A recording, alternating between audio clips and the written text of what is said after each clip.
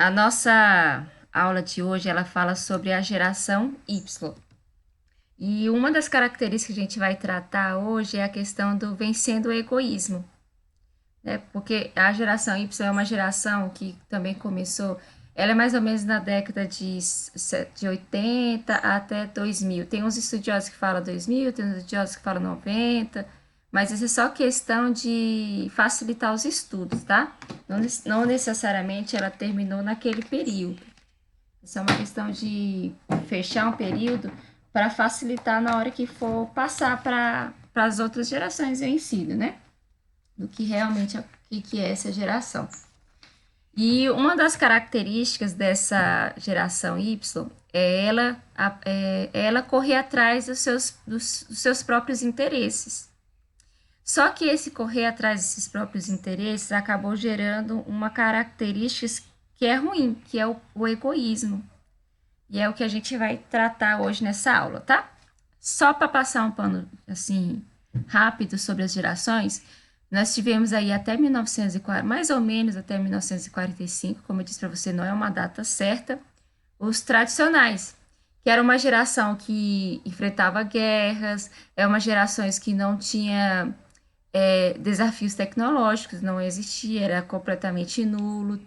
Então era uma geração que a maior renda de um país era a mão de obra, era a agricultura, tá? Então a gente tem essa geração aí até 1945 de tradicionais. Eu vou até ler aqui, que eu peguei numa revista que fala assim: é a geração que enfrentou uma grande guerra e passou pela Grande Depressão, com os países arrasados, precisava reconstruir o mundo e sobreviver. São práticos, dedicados, gostam de hierarquias rígidas, ficam bastante tempo na mesma empresa e sacrificam-se para alcançar seus objetivos. Essa época aqui, olhando para a visão de trabalho, era pessoas que... eu não sei se vocês já conheceram, mas existem pessoas que trabalham a vida inteira numa mesma empresa. E isso é característica dessa geração. Depois teve os Babies Born, que foi de 1946 a mais ou menos 1964, que são os filhos dos pós-guerra, são os filhos daqueles tradicionais. Aí eles romperam por alguns padrões, aí começaram também a questões de discussões de nova era, discussões de paz, começou várias discussões importantes nessa época. Aí que eles romperam padrões e lutaram pela paz. Já não conheceram o mundo destruído. Ou seja, quando a geração deles, eles já não viram a guerra, as sequelas da guerra. Passaram, assim, por algumas consequências da guerra, porque uma guerra, ela demora muito tempo para a gente não sentir mais aquelas consequências. Mas eles não viram a guerra, tá? São otimistas, puderam pensar em valores pessoais, numa boa educação dos filhos, têm relação de amor e ódio com os superiores, são focados e preferem agir em consensos com os outros. Aí depois a gente veio a geração X, que é mais ou menos de 1965 a 1977, pode até colocar aí a 1980, tá? Aí, nesse período, as condições do planeta permitiam pensar em qualidade de vida. O que acontece? Eles já estavam bem longe da guerra aqui já, né? Então, eles pensavam em liberdade no trabalho, em relações, em desenvolvimento de tecnologias de comunicação, já podia tentar equilibrar a vida pessoal com o trabalho, mas eles enfrentavam algumas crises assim terríveis, desemprego. A gente vê na época do Fernando Henrique, vocês ouvem falar muito de inflação. E hoje a inflação ela não passa ao teto que era da época do Fernando Henrique, mas a inflação chegava a 5 mil. Então eram números grandes, números assim assustadores. Então essa época aqui é a época que as pessoas iam no mercado e compravam ali um saco inteiro de feijão, um fardo inteiro de feijão, um fardo inteiro de óleo. E elas começavam a colocar isso dentro de casa, fazia estoque mesmo dentro de casa. Porque no mesmo dia o feijão que era R$ 2 podia ser dois, aí 3 horas da tarde aquele feijão já estava R$ 4. Então era mudança de preços constante por causa da alta inflação desses períodos. E aí, depois dessa época, chegou a geração Y, que é a minha geração. São aí dos nascidos de mais ou menos 1980, aí até finalzinho dos anos 90, tem gente que coloca até os anos 2000, tá? Aí nesse outro aqui tem um quadrozinho que tá trazendo também a geração Z, que a gente vai falar depois, e a geração Alfa, que é a geração de Davi, a geração dos menininhos pequenos, tá bom? Deu para entender mais ou menos? Deu sim. Sim. E quem é esse senhor Y, né? Quem é essa geração Y? Essa geração Y é uma geração, ela é muito independente, ela tem muitas oportunidades de aprender, ela tem responsabilidades, chances de melhorias, só que também é uma geração egocêntrica e individualista. Aí a gente tem até uma reportagem que ele fala assim, o Tugam, quem fez quem respondeu essa pergunta.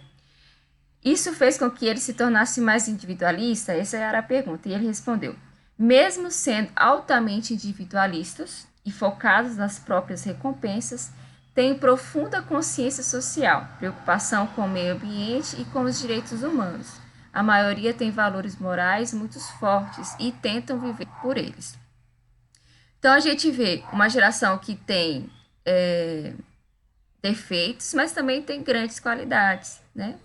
Hoje vocês da geração Z têm reflexo do que a geração Y alcançou, mas era uma geração individualista. Será que essa geração individualista é uma geração bíblica? Se a gente for pensar quem é individualista, eles pensam que sou mais eu, não estou nem aí para ninguém, não tenho nada a ver com isso, é uma geração que pensa só em si. Será que essa geração que pensa só em si, olhando apenas o defeito, tá? Apenas esse defeito de egoísmo, é uma geração bíblica? É uma geração que prega a Bíblia? Será possível manter um relacionamento saudável, cultivando uma forma de pensar acima que a gente começou a falar aqui, dessa geração individualista? Eu creio que não, né? E a gente vê Não, aqui. Pode falar, Daniel. eu acho que não, professor. Que não, irmã Vanessa. Lá em Gênesis 2, versículo 18, a gente vai ver que Deus, ele disse para o homem assim, que não é bom que o homem esteja só. Então, Deus, desde o princípio, desde lá do jardim, ele começou a criar o entendimento de comunidade, de sociedade. O homem ele não pode viver sozinho, ele tem que viver com alguém, ele tem que compartilhar, ele tem que ter alguém para conversar. Então, desde lá da criação do homem, Deus se preocupou com isso, com a questão da comunidade. Aí eu até coloquei aqui, ó, a Igreja de Cristo deve ser marcada por uma atitude nada egocêntrica, nada voltada para os interesses pessoais e particulares, mas motivada principalmente pela humildade. Humildade. Nós precisamos ser pessoas humildes. Apesar de aspectos positivos da geração Y, como otimismo, energia,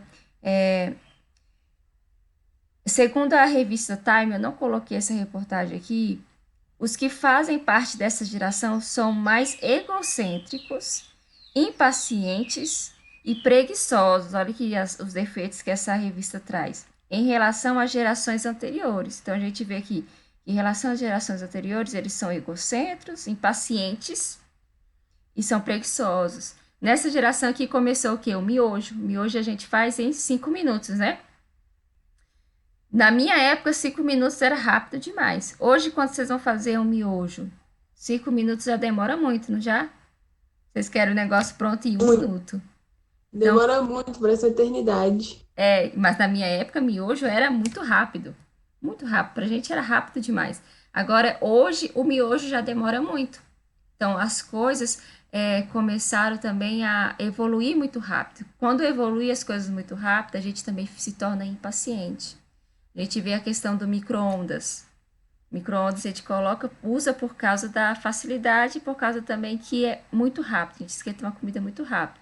Mas hoje em dia a gente já não tem tempo, não tem mais paciência com micro-ondas. A gente fica lá do lado esperando os minutos passar. Então, daqui a uns dias, vão criar algo que seja instantâneo. Vou colocar assim no negócio e rapidamente esquenta. A Igreja de Cristo, ela deve ser marcada o quê? Pela humildade. Então, nós precisamos ser humildes. Nós precisamos ser como Cristo. Em Filipenses 2, versículos 6 a 8, eu vou ler aqui para vocês. Quem tiver com a Bíblia aí pode abrir. Filipenses 2, versículo 6. Diz assim: Ele tinha a natureza de Deus, mas não tentou ficar igual a Deus. Pelo contrário, ele abriu mão de tudo que era seu e tornou a natureza de servo, tornando-se assim iguais aos seres humanos, e vivendo a vida comum de um ser humano. Ele foi humilde e obedeceu a Deus até a morte, morte de cruz. Por isso Deus deu a Jesus a mais alta honra, e pôs nele o nome que é mais importante de todos os nomes. Aqui a gente está falando de Jesus. Ele fala aqui que Jesus, ele tinha a natureza de Deus. Jesus era um Deus. Só que ele não tentou ser igual a Deus. Ele fez o quê? Ele se tornou homem. Ele se tornou natureza humana. Se tornou natureza de servo, alguém que servia. A gente até vê exemplo na Bíblia quando Jesus foi lavar os pés dos discípulos. Essa lavagem dos pés é uma demonstração de humildade que Jesus tinha.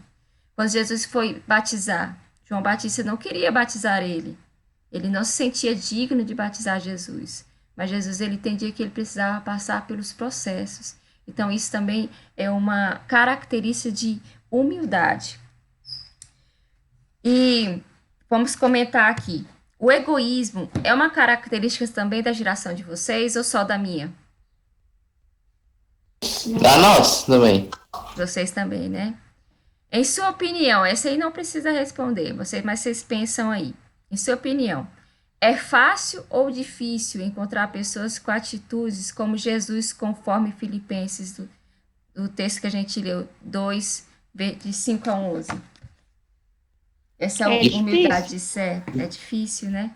É difícil. Porque até para pedir perdão, nós temos uma certa dificuldade. Então, é muito difícil a gente encontrar pessoas com essas atitudes de como Jesus, de ter atitudes de servo. Humildex, até coloquei um remédiozinho aqui. É um remédio contra o egoísmo. A humildade, ele é um remédio contra o egoísmo. Na passagem bíblica, a gente vai abrir aí. Cadê? Tem uma passagem bíblica, que eu esqueci de anotar aqui, que Paulo, ele demonstrou preocupação com a ambição egoísta, né? Com a vaidade. E essa ambição egoísta, ela é compreendida no texto como uma glória pessoal. Ele fala glória pessoal nesse texto. No termo grego, esse egoísmo se chama de filautos, que é amantes de si mesmo, pessoas que amam a si mesmo. Tem até um entendimento filosófico que fala dos amantes de si mesmo, que eles são comparados a pessoas que ele olha ali um reflexo da água e ele fica tão seduzido com a sua própria imagem e acaba ali morrendo, né? Ele acaba sendo afogado, se afoga ali pela sedução da sua imagem. Então, nós não podemos ser amantes de nós mesmos. A Bíblia diz que nós temos que nos amar. Sim, o amor próprio, ele é um princípio bíblico. Mas esse amor próprio não pode se tornar algo mais forte do que amar o próximo. A gente não pode ser seduzido pela nossa imagem, a gente não pode ser seduzido por nós mesmos. Aí o amor próprio é um princípio cristão. A gente vê isso em Marcos 12, 31. Deixa eu abrir aqui para vocês. Marcos 12, versículo 31. Que diz assim: E ao segundo mais importante é este: ame os outros como você ama a você mesmo. Então, essa passagem bíblica, assim, ama o seu próximo como a ti mesmo. Primeiro, para você amar o próximo, você também tem que saber a se amar, a se cuidar, né? Porque a gente só ama alguém quando a gente também se ama. Mas esse meu amor próprio, ele não pode também ser acima também do amor ao próximo. Ele tem que ser igual. Eu tenho que amar meu próximo como eu amo a mim.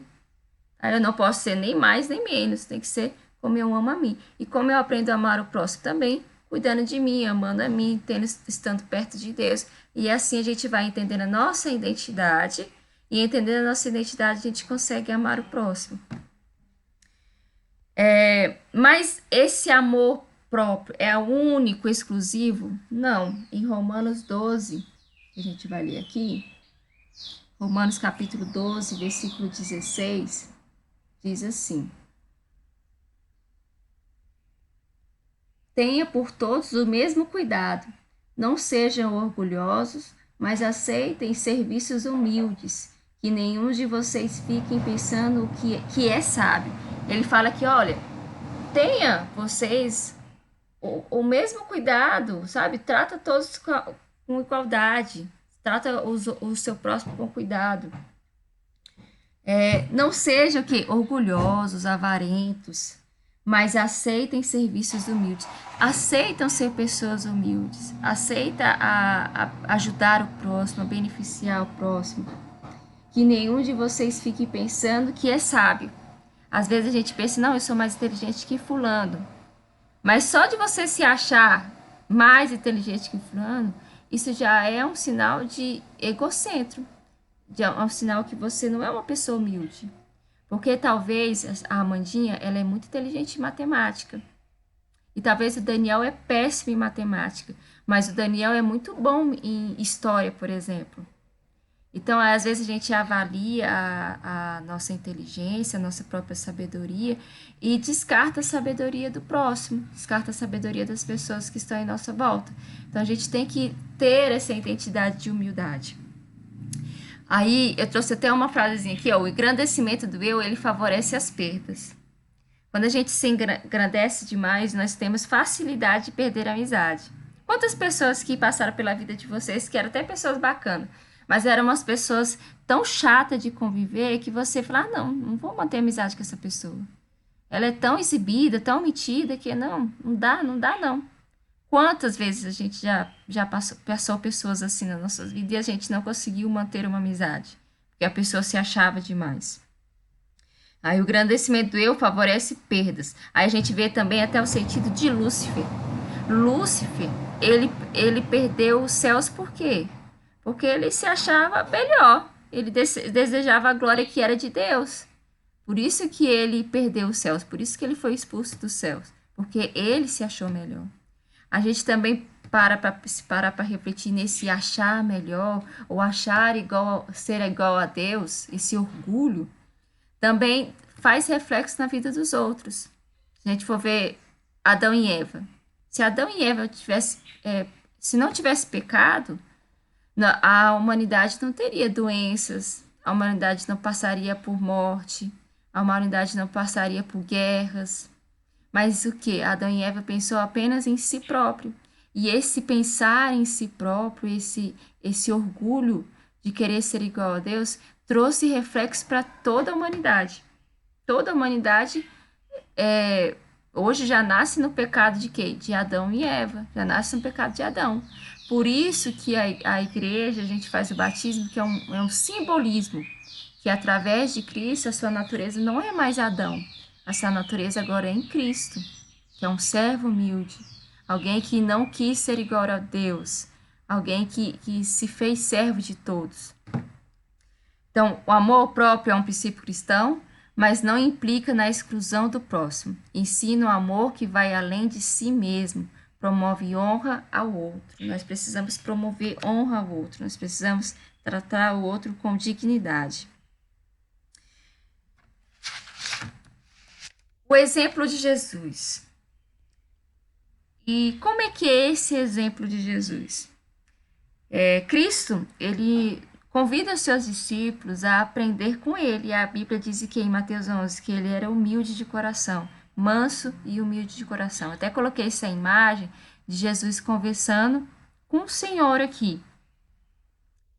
Então, se você for olhar a imagem aqui, essa imagem está passando aí, esse senhor provavelmente ele era um morador de rua.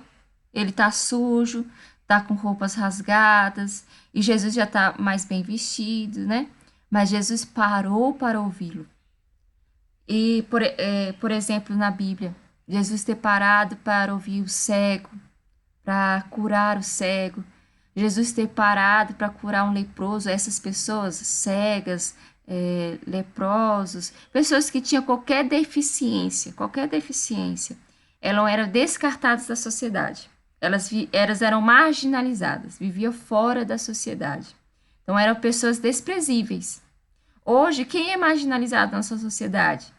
São os moradores de ruas, né? São aquelas pessoas que moram na rua, são usuários de drogas, essas pessoas são marginalizadas. Elas vivem à beira, à deriva. Mas Jesus, ele parou para falar com essas pessoas. Ele parou para tocar essas pessoas. Que nem um leproso. O leproso, quando ele ia entrar na cidade, ele tinha que gritar, leproso, leproso, para as pessoas que estavam em volta sair de perto, porque ele não podia tocar em nada, porque aonde ele tocava, aquilo se tornava impuro. Então, as pessoas fugiam dos leprosos. Essas pessoas leprosas, além de ser marginalizadas, elas não tinham contato social mais. Eram pessoas completamente assim, afastadas, não tinham um abraço, não tinha uma palavra amiga. E Jesus, ele sentou para conversar com essas pessoas e tocou nessas pessoas. Ele curou essas pessoas. Então, a gente também tem que repensar no exemplo de Jesus e tentar começar a colocar em prática. Quando vem um mendigo e a gente finge que não vê. A Bíblia diz que a gente tem que dar esmolas. Mesmo se aquela pessoa está agindo de má índole ou não, se é para usar drogas ou não, isso aí é o problema dela com Deus. Mas a Bíblia diz que nós temos que dar esmola, isso é bíblico. A gente também tem que aprender a ouvir. Muitas vezes a gente não tem paciência de ouvir pessoas mais idosas. Será que se Jesus estivesse no nosso lugar, ele seria impaciente assim como a gente é? Impaciente de ouvir? A gente fala muito, mas escuta pouco, né? Então a gente vê lá em Mateus 11, 28, 29, que ele convida os seus discípulos a o quê? A ser manso. Então, uma característica nossa, primeira característica nossa, ser manso e humilde de coração. Se a gente não é manso, a gente já está errando. Se a gente não é humilde de coração, a gente já está pecando. Em Filipenses, eu vou até ler essa passagem com vocês. Eu acho que eu li para vocês já, né? Eu li, mas eu vou repetir esses 3 versículos. Ele fala assim: ele tinha a natureza de Deus, mas não tentou ser igual a Deus. Ele se esvaziou de si mesmo. Tem passagens, versões que falam que ele se esvaziou de si mesmo. Ele se esvaziou da sua natureza divina para se tornar o quê? Homem. Para demonstrar para nós hoje que se ele venceu o mundo, nós também somos capazes de vencer o mundo através de Cristo. Se ele conseguiu vencer o pecado, nós também podemos vencer o pecado. Se ele conseguiu vencer as tradições que os homens colocaram, no exemplo dessa marginalização das pessoas com deficiência, marginalização dessas pessoas, se ele venceu isso, também nós podemos vencer. A oração do Pai Nosso, como é que é? Pai Nosso que estás no céu. Pai Nosso, não é Pai meu. É Pai Nosso, ela está no plural, ela está no coletivo. Então, já na oração que Jesus nos ensinou, ele nos convida a pensar no coletivo. Na oração do Pai Nosso, os valores são de natureza coletiva. O pronome pessoal que prevalece nessa oração é o quê? Nós. É nós, sempre vai ter nós. Seja feita a tua vontade, assim na terra como no céu. O pão nosso de cada dia nos dá hoje. Então, o pão, ele é nosso, ele é da comunidade. Ele não é apenas meu, Vanessa. Ele é de todos aqueles que querem se aproximar de Deus. Ele não, se a gente for ler essa oração, em nenhum momento ele fala eu. Ele até os pecados, ele fala, perdoa os nossos pecados, assim como nós perdoamos aquele assim como nós perdoamos aquele que nos ofenderam. Até o perdão, ele traz no coletivo. Então, nós precisamos ter esse senso de coletividade, esse senso de comunidade.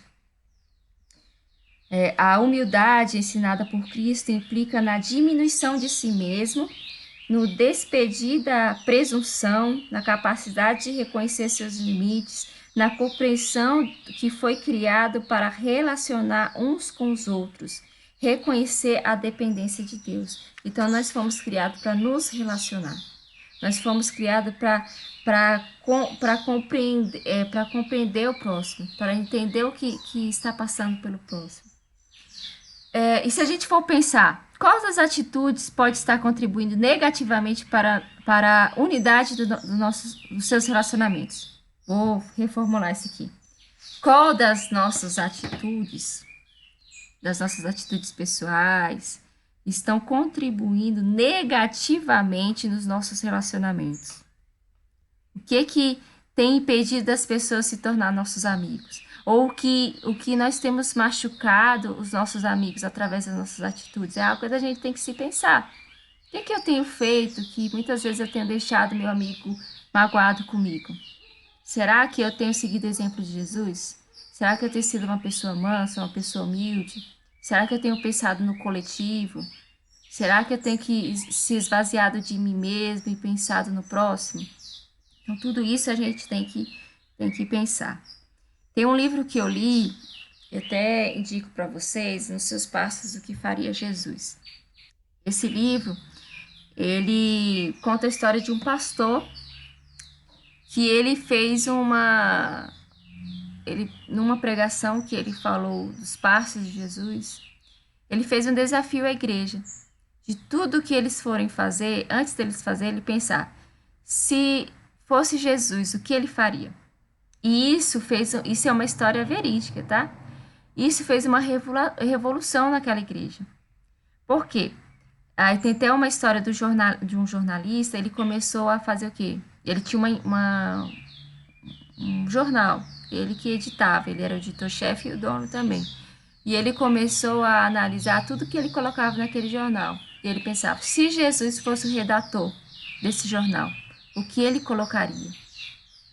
Então, ele começou a cortar muitas reportagens e ele perdeu muita venda de jornal, perdeu muito, foi muito criticado.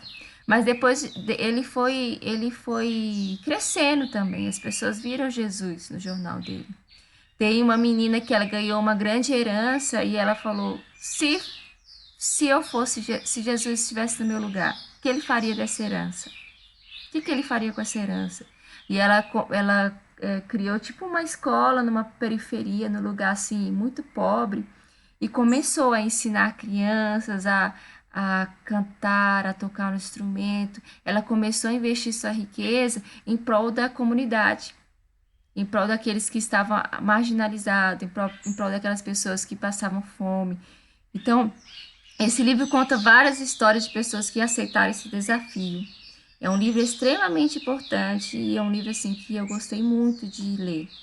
E no dia que eu ver uma promoção desses livros, eu vou comprar um exemplar para a gente ler junto, tá? Remarcando gerações. Marcar gerações. Como é que a gente marca uma geração? Ainda que o egoísmo seja uma das marcas dessa geração Y e também dessa geração Z, que a gente pode analisar, é possível colocar marcas de Cristo nessa geração. É possível você refletir Cristo nessa geração. E como é que eu reflito Cristo? Como é que eu vou refletir Cristo na minha faculdade? Como é que eu vou refletir Cristo na minha escola? Como é que eu vou refletir Cristo dentro da minha família? Como é que eu vou refletir Cristo na minha vizinhança? Fazendo essa pequena pergunta. Em meus passos, o que faria Jesus? Nas minhas atitudes, o que faria Jesus? Nas minhas conversas, o que Jesus conversaria? Porque a gente vai analisando, vai começando a refletir no nosso comportamento e a gente vai entendendo também as características de Jesus. Paulo, em 1 Coríntios, eu vou abrir aqui para vocês. Cadê 1 Coríntios? Está aqui na Bíblia, tenho certeza que ela está aqui. 1 Coríntios capítulo 11, versículo 1 diz assim: siga o meu exemplo como eu sigo o exemplo de Cristo. Em outras linguagens, em outras traduções, ele diz assim: sejam imitadores de Cristo como eu sou imitador de Cristo. Nós temos um exemplo a seguir. E qual é o nosso exemplo? É Cristo, é Jesus. Mas como seguir o exemplo de Cristo se eu não conheço o Evangelho? Se eu não conheço a palavra de Deus? Se eu não conheço Cristo? Então, para a gente ser exemplo de Cristo, primeiro nós precisamos ser estudiosos. Nós precisamos ser dedicados à palavra de Deus, para a gente começar a compreender quem era Cristo, o que Cristo fazia, com quem Cristo andava. E eu queria que vocês abrissem aí em Filipenses, capítulo 2. Paulo, ele cita 2 jovens aí. Que livro? Filipenses. Filipenses, capítulo 2.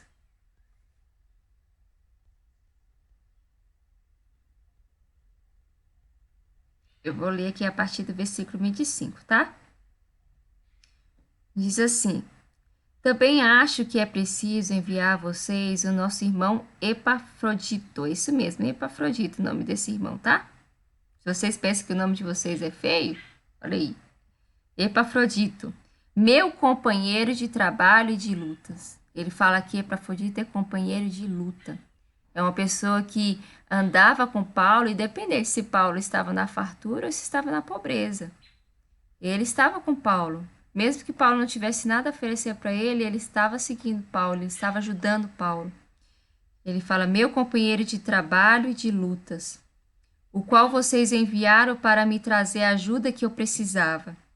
Ele tem tido muita saudade de todos vocês e tem andado muito preocupado por vocês. Aí você vê que Epafrodito, ele andava preocupado com a igreja, ele andava preocupado com os irmãos de Filipenses. Terem sabido que ele estava doente. De fato, ele estava doente e quase morreu, Epitáfio quase morreu. Mas Deus teve pena dele, e não somente dele, mas também de mim. E assim evitou que eu tivesse uma tristeza ainda maior. E por que Epitáfio estava doente? Porque ele foi socorrer Paulo. Ele foi socorrer Paulo. E essa caminhada aí, Epitáfio acabou ficando doente. Eu não sei exatamente o que aconteceu com ele, mas ele estava numa situação que ele quase morreu. Ele quase morreu trabalhando, fazendo a obra de Cristo. Por isso eu vou mandá-lo de volta a vocês, mais depressa possível, para que vocês sintam a alegria de vê-lo novamente e para que eu não fique preocupado. Portanto, recebo o Epafrodito com toda alegria, como se recebe um irmão no Senhor. Respeitem pessoas como ele, pois ele arriscou a sua vida. Aqui ele fala que ele arriscou a sua vida e quase morreu por causa do trabalho de Cristo. Ele arriscou a vida dele e quase morreu por causa de Cristo e por causa também de Paulo, porque ele foi ao encontro de Paulo para ajudar Paulo.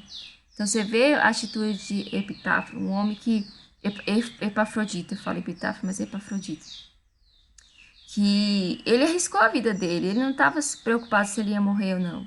Ele estava preocupado em fazer a vontade de Deus. Ele estava preocupado em ser um companheiro, de ser alguém que está próximo. E se a gente for lá no versículo 19, nesse mesmo capítulo, aí traz aí o jovem pastor Timóteo. No versículo 19 diz assim: se for da vontade do Senhor Jesus, espero poder logo lhes enviar Timóteo, para que eu fique animado quando receber notícia de vocês, pois Timóteo é o único que se preocupa com vocês como eu me preocupo. E é o único que, de fato, se interessa pelo bem-estar de vocês. Timóteo, ele tinha uma preocupação pelos seus irmãos. E ele não tinha preocupação apenas com seus irmãos, ele tinha preocupação também pelo bem-estar de seus irmãos. Então, era uma pessoa que se preocupava com eles e se preocupava também da forma que eles estão vivendo. Pois todos os outros se preocupam com seus próprios interesses e não com o de Jesus Cristo. Vocês sabem muito bem como Timóteo provou o seu valor. Ele e eu, como se fôssemos filhos e pai, temos trabalhado juntos no serviço do Evangelho. Portanto, espero enviá-lo vocês logo, que eu souber que vão ficar as coisas aqui para mim. E confiando no Senhor, penso que eu mesmo poderei ir logo até aí. Ele fala que de Timóteo, ele dá um exemplo grandioso de Timóteo. E Timóteo, ele se preocupava pelo evangelho. Tinha preocupação em estar fazendo a vontade de Deus. E também tinha preocupação em saber como seus irmãos estavam vivendo. Não basta a gente ser chamado para ser missionário. Não basta a gente ter um chamado. Porque o chamado é para todo mundo. Tem um chamado global que é ir e pregar o evangelho de Cristo. Mas se a gente se preocupar apenas no nosso chamado, nós corremos o grande risco de nos afastarmos da vontade de Deus e também corremos o grande risco de deixarmos de ser companheiro dos outros, de deixarmos de ser interessado pelo bem-estar dos nossos irmãos. Então, nós temos que nos avaliar e também ter essa compreensão de que nós precisamos ser companheiro um dos outros. Nós precisamos nos preocupar. Nós precisamos estar próximo, não só nos momentos de alegria, mas também nos momentos de tristeza. O que você acha de marcar a vida das pessoas com atitudes altruístas, como Timóteo e Epafrodito? Aí vocês perguntam para mim, o que é altruísta, né, Vanessa? Que eu coloquei a palavra aqui, mas é uma palavra difícil, diferente, né? Mas eu vou ler aqui para vocês o significado. Espera aí, deixa eu abrir aqui. Vou ler exatamente o que está aqui no Google. Altruísmo é a ausência de egoísmo. Então, uma pessoa altruísta é uma pessoa que não é egoísta. A abnegação, a atitude que visa o bem-estar do próximo, não tendo em consideração os interesses particulares. Olha o que é uma pessoa altruísta. É uma pessoa que não é egoísta, é uma pessoa que as suas atitudes visam o bem-estar do próximo e não considera os seus interesses particulares, mas ela considera o interesse do todo. Ela considera o interesse de todo. E nós precisamos ter essa consciência de fazer algo para Deus, mas não só para Deus. Porque a Bíblia diz que Jesus, certa vez, diz assim, olha, eu tinha fome e vocês me deram de comer. Eu tinha sede e vocês me deram de beber. Eu senti frio e vocês me aqueceram. Eu estava preso e vocês foram me visitar, né? Aí eles perguntaram, mas Jesus, quando é que a gente viu você com fome ou você com sede e nós nos alimentaram? Aí ele fala, todas as vezes que vocês deram de comer a um dos meus pequeninos, vocês deram a mim. Todas as vezes que vocês abraçaram o seu próximo, vocês abraçaram a mim. Todas as vezes que vocês cuidaram daqueles que estão marginalizados, vocês cuidaram de mim. A gente precisa ter essa consciência de ajuda ao próximo, essa consciência de comunidade. E eu quero terminar com vocês em 2 Coríntios 3, 2, 4, que é das passagens que eu acho bonita e interessante de Paulo, que ele fala assim, vocês mesmos são a nossa carta, escrita em nosso coração, conhecida e lida por todos. Vocês demonstram que são uma carta de Cristo, resultado do nosso ministério, escrita não com tinta, mas com o Espírito do Deus vivo, não em tábuas de pedra, mas em tábuas de corações humanos. Tal é a confiança que temos diante de Deus por meio de Cristo. Então, nós somos a carta escrita. Nós somos essa carta escrita, e não por caneta, mas uma carta escrita pelo Espírito de Deus. E como que nós como nós somos essa carta? Tendo intimidade com o Espírito de Deus, né? Tendo intimidade, porque só tendo intimidade é que nós vamos saber saber o exemplo de Cristo. É que nós vamos compreender o porquê que Deus nos chamou, o porquê que Deus nos convidou a viver esse desafio que é viver em sociedade, a viver em comunidade, a ajudar o próximo.